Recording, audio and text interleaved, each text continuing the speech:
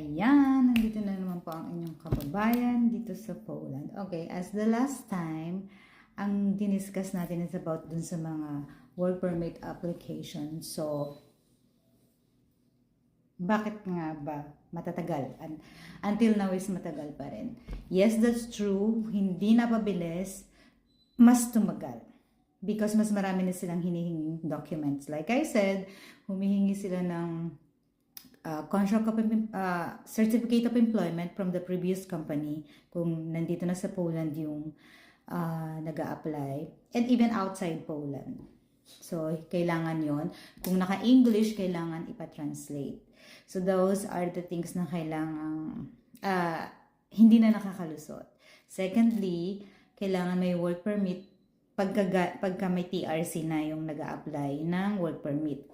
Work permit from the current or previous company. So, dapat connected din dun sa contract of employment. Kasi yan yung katunayan at continuation ng pag-i-stay at pagtatrabaho ninyo dito sa Poland. So, bakit kabibigyan uli ng work dito sa Poland kung halimbawa hindi na maganda yung record mo? So, that's one of the reason bakit hindi na nabibigyan ng work permit. Kasi minsan, hindi maganda yung nagiging record nila dun sa previous company.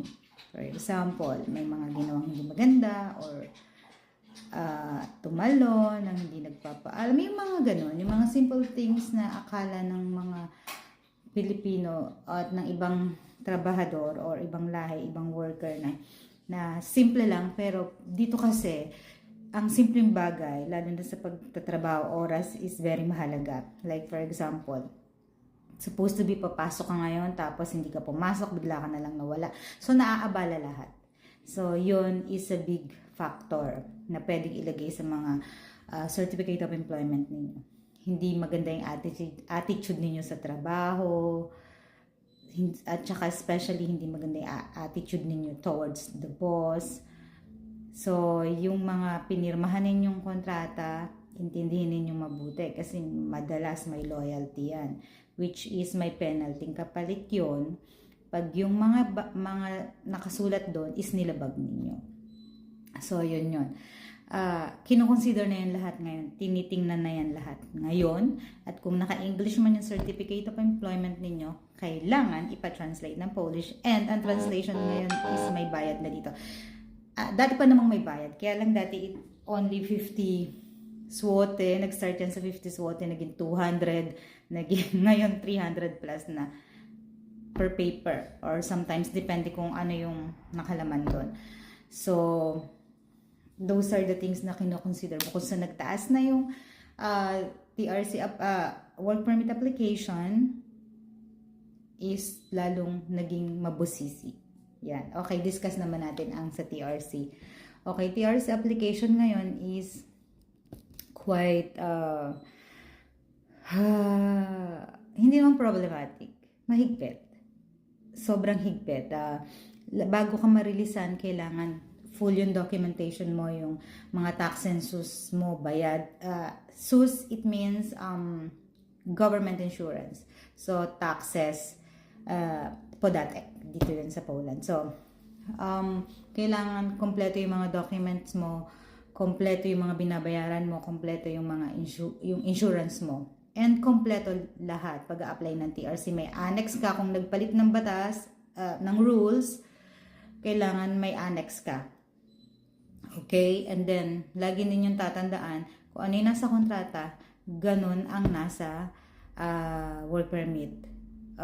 Nababago yun pag may mga changes sa na ina-announce sila dito. So, magbibigay ng bagong annex. So, nakalakip din doon kung ano yung mga kailangan bayaran ninyo sa government. Kasi may participation kayo, hindi pwedeng wala ang mga worker. Come to think of it, bakit ka bibigyan ng TRC kung walang pakinabang sa'yo ang government? Diba? Kung di ka nagbabayad ng tax, di ka nagbabayad ng government insurance, bakit ka pa nandito sa Poland? Ba't kanila bibigyan ng TRC?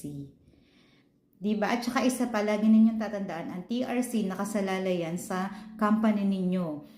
So, sila ang nagpo-provide ng mga documents, ang mga karta po. So, kahit pa kanino pa kayo magsumbong, Poncio Pilato, kung kanino pa man yan, kung hindi nila ipoprovide yung mga documentation ninyo para magkaroon ng TRC.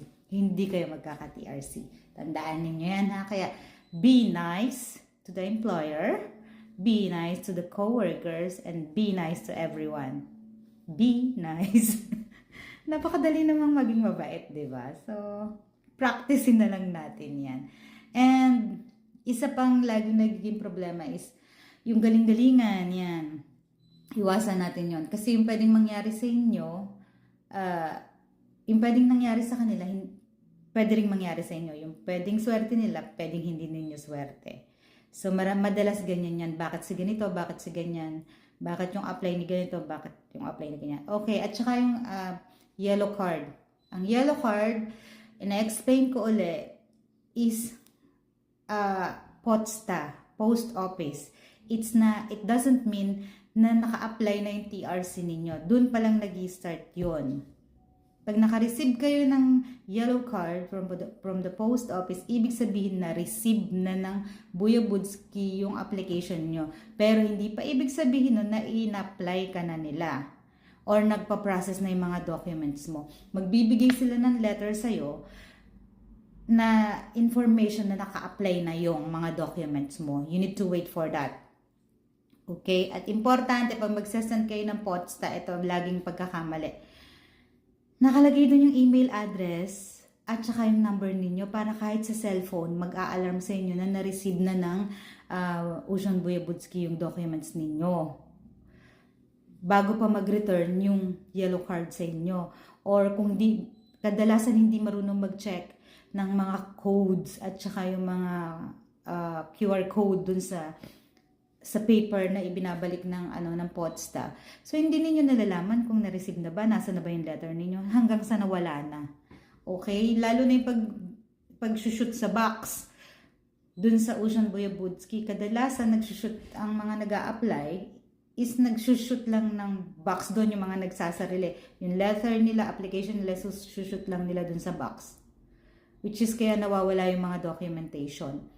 Proper thing is by EPUAP, it's still the best. Kasi online yun. MOS, yan, yun yung MOS.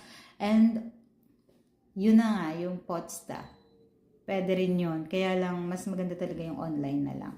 Kasi at least kita may mga updates and everything. Makikita mo na yun. Makikita mo dun sa online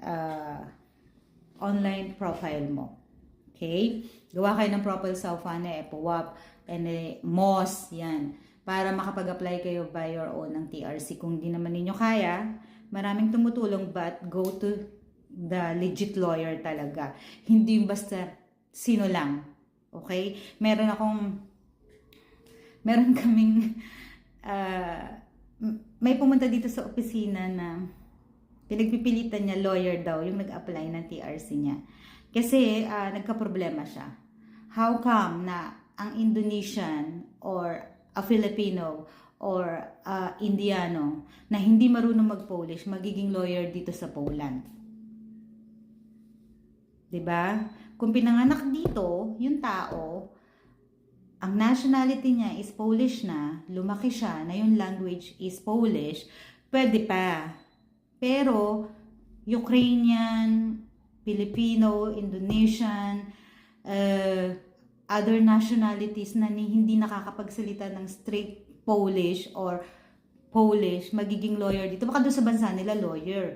Pero dito, sometimes doon nagkakaroon ng problema kasi mali-mali yung application. Kaya nga sinasabi ko, laging sa legit lawyer, immigration lawyer, kayo pupunta para maging maayos ang mga documents ninyo. Yun, isa pa para hindi kayo nadadaya sa mga payment. Kasi minsan, ang tataas mag-charge ng mga yan, hindi naman lawyer. Papakilala yung lawyer. Para sa ikakabilis ng mga dokumento at para laging tama, hindi nagkakaproblema, better sa mga legit immigration lawyer. Hindi sila mahal maningil, actually. Kasi meron silang sinusunod na pattern. It's not the same sa kung sino lang na inutusan or marunong magawa. Nagpe-pressure, iba-iba pa yan minsan. Minsan papatong pa yung Minsan, kalahin mo, minsan papatungan pa para lang matulungan ka. Or kung may kaibigan ka marunong mag-apply, patulong ka na lang. Malaking bagay pag merong kaibigan na marunong mag-apply ng mga documents, ha. Huwag nyo kasing awayin. At huwag nyo kasing lokohin para natutulungan kayo. Yun lang.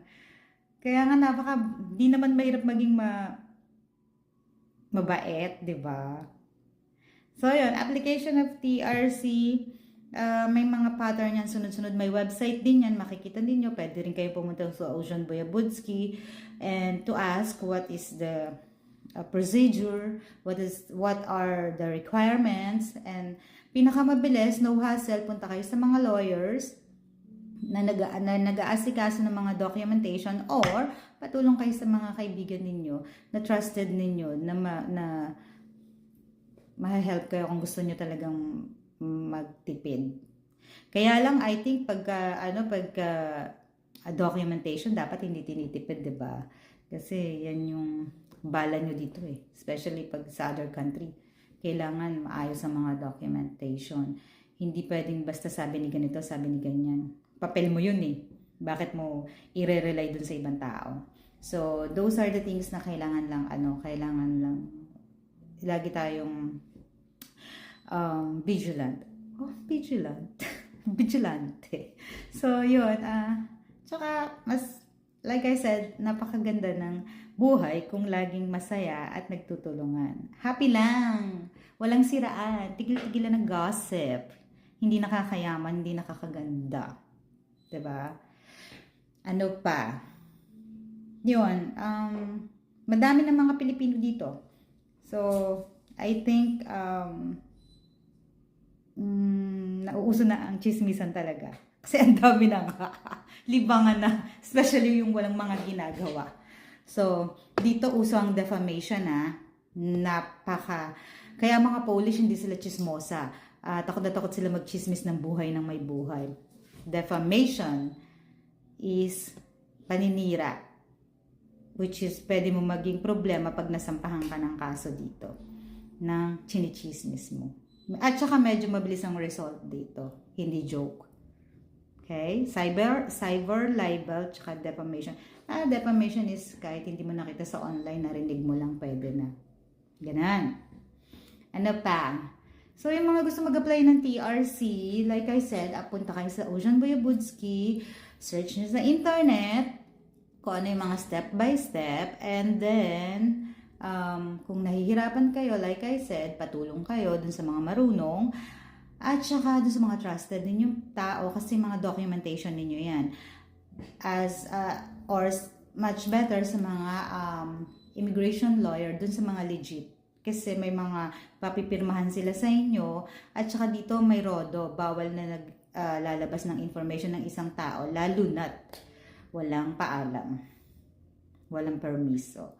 So, as I said, pag mga Polish lawyer or tsaka sa government at tsaka sa may mga license dito, may mga pinag-aralan sila, takot sila sa mga ganyan. Or alam nila yung batas na hindi pwede yan.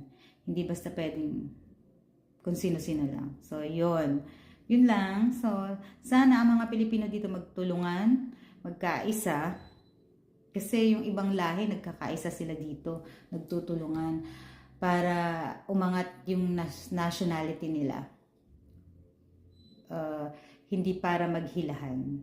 So, yun lang. Have a nice day, everyone. Later on, I'm going to discuss about paano ninyo ma-check na legit ang isang company or isang agency, especially agency. Turo ko sa inyo mamaya kung saan ninyo ma-check. Okay?